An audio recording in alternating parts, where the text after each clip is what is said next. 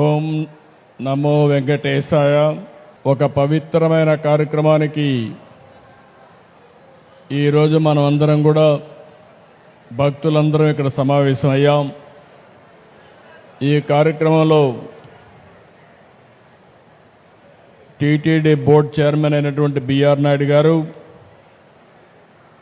కేంద్ర మంత్రి పెమ్మసాని చంద్రశేఖర్ గారు, ఎండోమెంట్ మినిస్టర్ అయినటువంటి ఆనం రామనారాయణ రెడ్డి గారు,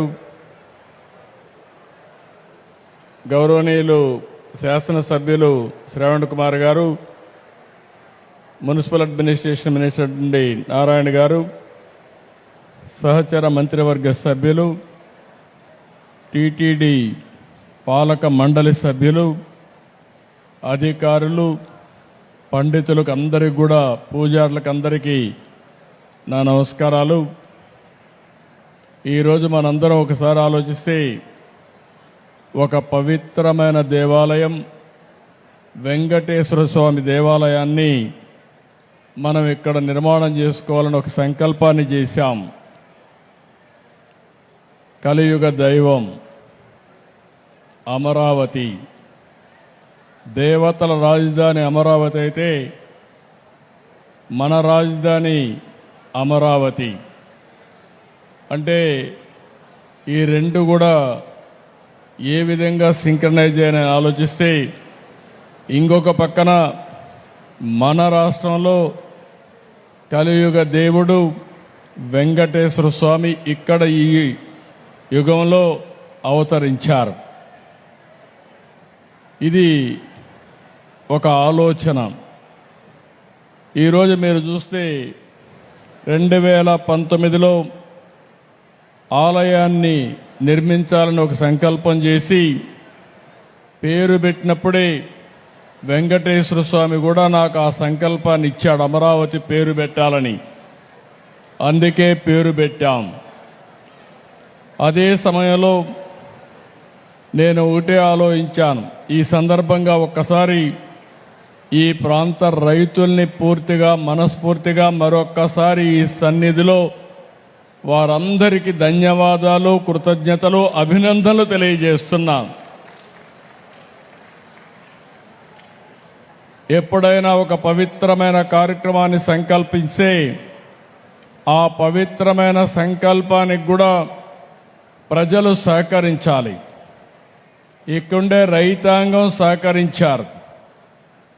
సహకరించి 29,000 మంది రైతులు 33,000 ఎకరాల భూమి స్వచ్ఛందంగా, మీరిప్పుడు డబ్బులు లేవు కాబట్టి ఒక కొత్త విధానం ల్యాండ్ పూలింగ్లో మేమిస్తామని చెప్పిన రైతాంగాన్ని మరొక్కసారి అభినందిస్తున్నా, ధన్యవాదాలు తెలియజేస్తున్నా.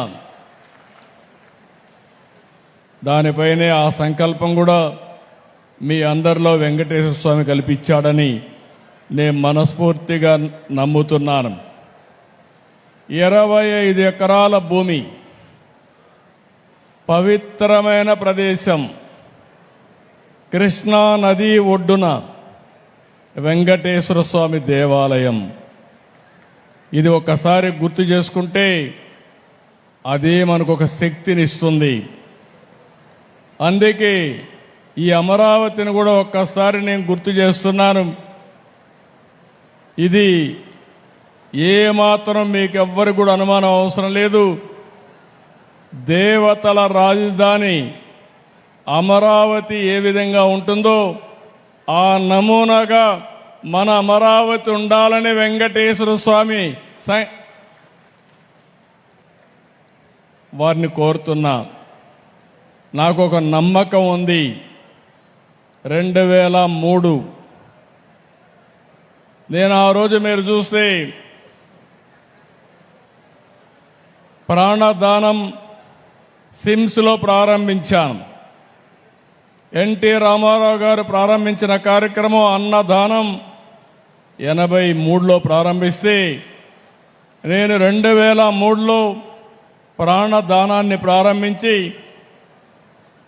బ్రహ్మోత్సవాల సందర్భంగా దేవునికి ప్రభుత్వ లాంఛనాలు సమర్పించే సందర్భంలో 23 క్లేమోర్ మైన్స్ నా మీద బ్లాస్ట్ చేస్తే సాక్షాత్ వెంకటేశ్వర స్వామి నాకు ప్రాణభిక్ష పెట్టాడు తప్ప ఇంకోటి కాదని చెప్పి విజ్ఞప్తి చేస్తున్నా. అది వెంకటేశ్వర స్వామి మహిమ. నేను చిన్నప్పుడు కూడా మా కుటుంబం కానీ చిన్నప్పటి నుంచి మా ఇంటి దైవం వెంకటేశ్వర స్వామి. మా ఇంటి నుంచి చూస్తే మంగాపురం నుంచి ఆ సైడ్ చూస్తే వెంకటేశ్వర స్వామి నామాలు కనపడొస్తాయి. ఆయన్ని చూస్తూ బతికాం. ఆయన పాద పద్మాల చింతన అనునిత్యం తరించాం, ముందుకెళ్ళాం. అందుకే నేను ఎప్పుడు కూడా వెంకటేశ్వర స్వామికి గాని అప్రతిష్ట పాలొచ్చే ఏ పని చెయ్యను, ఎవరిని చెయ్యనియనని మరొక్కసారి మీ అందరికీ విజ్ఞప్తి చేస్తున్నా. కలియుగ దేవుడు అనుకున్నప్పుడు, ఆ దేవుడి సన్నిధిలో మనం ఉన్నప్పుడు ఒక పవిత్రత ఉండాలి, ఒక పరిశుభ్రత ఉండాలి, స్వచ్ఛమైన ఆలోచనలు ఉండాలి. అప్పుడే దేవుడికి నిజమైనటువంటి భక్తితో మనం పనిచేసే పరిస్థితి వస్తుందని చెప్పి కూడా నేను మీకు తెలియజేస్తున్నా. అందుకే మీరందరూ ఒక్కసారి ఆలోచిస్తే, నేను ఎప్పుడు పోయినా వెంకటేశ్వర స్వామి దగ్గరికి పోతే ఎప్పుడు కూడా క్యూలోనే పోతాను. ఎప్పుడు కూడా నేను ముఖ్యమంత్రిగా అక్కడ వెళ్ళను, ఒక భక్తుడిగా వెళతాను, ఒక భక్తి భావంతో వెళ్తాను. వెళ్ళినప్పుడు అక్కడ సామాన్య భక్తుడిగానే ఉండాలి తప్ప ఒక ముఖ్యమంత్రిగా పెత్తందారిగానో లేకుంటే హోదాతో ఉండడం కరెక్ట్ కాదనేది నా భావన. నేను వెంకటేశ్వర స్వామిని చూశాను. కొంతమంది తప్పులు చేస్తారు. తప్పులు చేస్తే చాలాసార్లు చెప్పేవాళ్ళు. కొంతమంది మనం అనుకోది వేరే జన్మలో మనల్ని శిక్ష పడుతుంది, మనం నష్టపోతాం అనుకుంటాం. కానీ వెంకటేశ్వర స్వామి మాత్రం ఈ జన్మలోనే తప్పు చేసిన వాళ్ళకి శిక్ష ఇస్తాడని కూడా మీ అందరికీ విజ్ఞప్తి చేస్తున్నా. ఇది నా అనుభవం. ఇక్కడుండే పాలక మండలి కావచ్చు, ఉద్యోగస్తులు కావచ్చు, పూజారులు కావచ్చు, ఎవరైనా అక్కడికి పోయిన వాళ్ళు కావచ్చు, ఎవరైనా కానీ ఇది నా అనుభవం. నేను చూశాను, క్లోజ్గా కూడా వాచ్ చేశాను. కానీ ఈరోజు అలాంటి సందర్భంలో మనం ఆలోచిస్తే ఆయన పవిత్రతను ఆయనే కాపాడుకుంటున్నాడు. ఈరోజు మీరు ఒక్కసారి ఇక్కడ చూస్తే పోయిన ప్రభుత్వం విధ్వంసం తప్ప ఏమి మంచి చేసిన సందర్భాలు లేవు. ఇక్కడ రైతాంగం మంచి చేసి మంచి సంకల్పంతో భూమి ఇస్తే 5 ఏళ్లు ఈ రైతుల్ని ఎంత వేధించాడో ప్రత్యక్షంగా మనం చూశాం. నరకాన్ని చూపించారు. కానీ ఎప్పుడూ దేవుడు ఉంటాడు. మీరు ఆ వెంకటేశ్వర స్వామిని నమ్ముకున్నారు.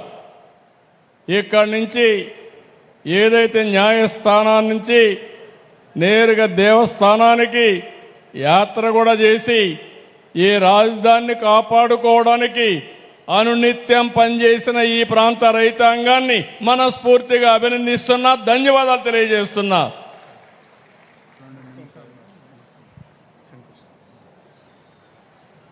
అదే మాదిరిగా ఈరోజు ఈ పవిత్రమైన దేవాలయాన్ని 260 కోట్ల రూపాయలతో దీన్ని పూర్తి చేస్తాం. నేను ఒకటే దేవస్థానాన్ని కోరుతున్నా, ఈ యొక్క అమరావతినే కాకుండా ఈ ప్రాంతాన్ని కాపాడవలసిన బాధ్యత ఈ దేవాలయం పైన ఉంది. ఆ శక్తినివ్వాలి, ఎనర్జీనివ్వాలి. ఆ 260 కోట్ల రూపాయలు ఖర్చు పెట్టి తిరుపతి ఏ విధంగా అయితే ప్రాంగణం ఉంటుందో అదే విధంగా దీన్ని తయారు చేసే బాధ్యత, 2.5 సంవత్సరాల్లో పూర్తి చేసే బాధ్యత టీటీడీ తీసుకోవాల్సిందిగా మరొక్కసారి కోరుతున్నా. ఇంకో పక్కన ఈరోజు నేను ఒకటే ఆలోచించాను. ఎన్టీ రామారావు గారు ప్రారంభించింది అన్నదానం, నేను ప్రారంభించింది ప్రాణదానం. మూడోది శ్రీవారి సేవకులు, నాలుగోది దేవాలయాల నిర్మాణం. భక్తులు ముందుకు రావాలి. మీరు ఎంతో ఆస్తులు సంపాదిస్తారు, కానీ మీ పిల్లలకిస్తే వాళ్ళు అనుభవిస్తారు, కొంతమంది పోగొట్టుకుంటారు. పవిత్రమైన కార్యక్రమాలు చేస్తే మంచి పని చేశామనే తృప్తి మీకుంటుంది. దానికి ముందుకు రావాల్సిందిగా మిమ్మల్ని కోరుకుంటూ, ఈరోజు ఈ కార్యక్రమానికి వచ్చిన మిమ్మల్ని అందరినీ మనస్ఫూర్తిగా అభినందిస్తూ, వెంకటేశ్వర స్వామి మనందరినీ కరుణించాల్సిందిగా, దీవించాల్సిందిగా, అల్టిమేట్గా నా ఆలోచన ఒకటే, హెల్తీ, వెల్తీ, హ్యాపీ సొసైటీ. ఆరోగ్యం, సంపద, ఆనందం, ఈ మూడు ప్రతి ఒక్కరికి ఇవ్వాల్సిందిగా వెంకటేశ్వర స్వామిని ప్రార్థిస్తూ మీ అందరి దగ్గర సెలవు తీసుకుంటున్నా. నమస్కారాలు. ఓం నమో వెంకటేశాయ. గౌరవ రాష్ట్ర ముఖ్యమంత్రి వర్యులు శ్రీ నారా చంద్రబాబు నాయుడు గారికి హృదయపూర్వక ధన్యవాదాలు. ఇప్పుడు మన రాష్ట్ర ముఖ్యమంత్రి వర్యులు నారా చంద్రబాబు